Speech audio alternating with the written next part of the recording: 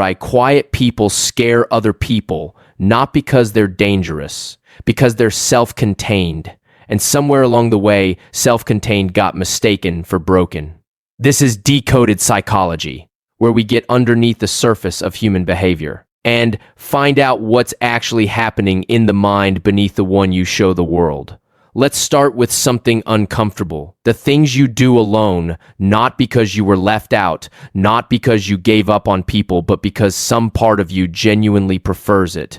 Those things have been quietly building something in you, something most people never develop, not in spite of the solitude. Because of it, you think through problems alone, before you bring them to anyone. Not because you're proud, not because you're closed off, because your brain doesn't feel finished until you've done at least one full pass by yourself. Most people's first instinct when something breaks, reach for someone else's thinking. A text, a call, a group chat. Harass, it feels faster, it feels like help. But what it actually is outsourcing cognitive discomfort. Psychologist Julian Rotter spent decades studying this. He called it locus of control.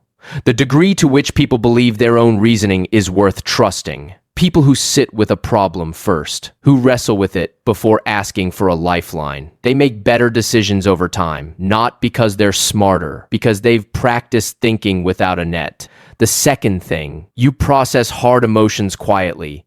And I need to say this carefully, because there's a version of that which is just shutting down, numbing out, going cold, refusing to feel anything because feeling is inconvenient. That's not this. The version I'm describing is when something hard lands on you, and your first instinct is to go somewhere alone and actually be with it. To ask yourself honest questions in the dark. Psychologist Feldman Barrett studied this. She called it emotional granularity, ability to label your feelings with precision, not just bad, not just upset, the specific texture of what you're actually feeling. People who can do that regulate their emotions better. Their relationships run deeper. But you can't develop it by performing your emotions for an audience. You develop it by sitting still long enough to actually see them clearly.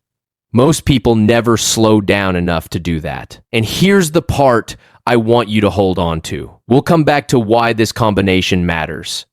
But first, the third thing, you have rituals nobody assigned you. A specific walk, a playlist that only comes out when you're alone. A few minutes of silence before your day starts that have nothing to do with productivity hacks.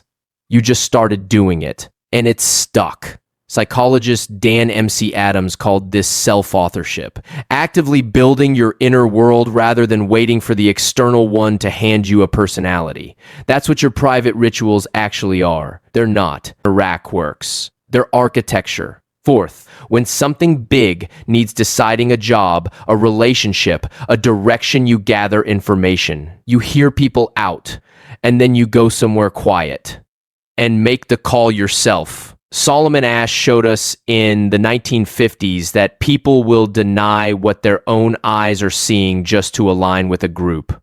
But you've learned, maybe without ever naming it, to separate input from instruction. Other people's perspectives are data. They are not your answer. That distinction is genuinely difficult to develop. Most people never do. 5. You actually enjoy your own company, not tolerate it. Enjoy it. The quiet doesn't feel empty to you. It feels full. Research on self-determination found that the capacity to be alone without distress is one of the strongest predictors of long-term well-being. Stronger than income. Stronger than relationship status. Not because relationships don't matter. Because a person who can be alone without suffering chose their companion. Directions freely. That changes everything about the quality of those connections. And 6.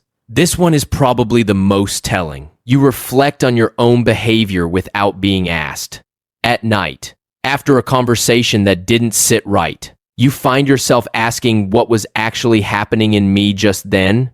Nobody prompted this. No consequences forced it. Developmental psychologist Lawrence Kohlberg called this postconventional thinking, when your moral and cognitive compass is genuinely internal, not just a reaction to what the world rewards or punishes. Most people only look at themselves when something breaks badly enough that they can't look away. You do it quietly, regularly, on your own time. That's a fundamentally different relationship with yourself. Here's what ties all six together. The thing I promised we'd come back to. None of this is visible. There's no performance here, no credential, no proof you can show anyone. A mind that trusts itself doesn't announce that it trusts. But these six things practiced together over years build something that can't be faked and can't be taught from the outside. They build a self that knows itself, and a self that knows itself is almost impossible to manipulate, almost impossible to break, almost impossible to fully lose no matter what comes. The noise will always be there, waiting. So will the quiet. You've already learned which one tells the truth. If this hits somewhere real for you, subscribe, because this is the kind of conversation we have here every week. And the next video, it's about why the people who seem the most confident are often running from the thing they're most afraid to look at directly.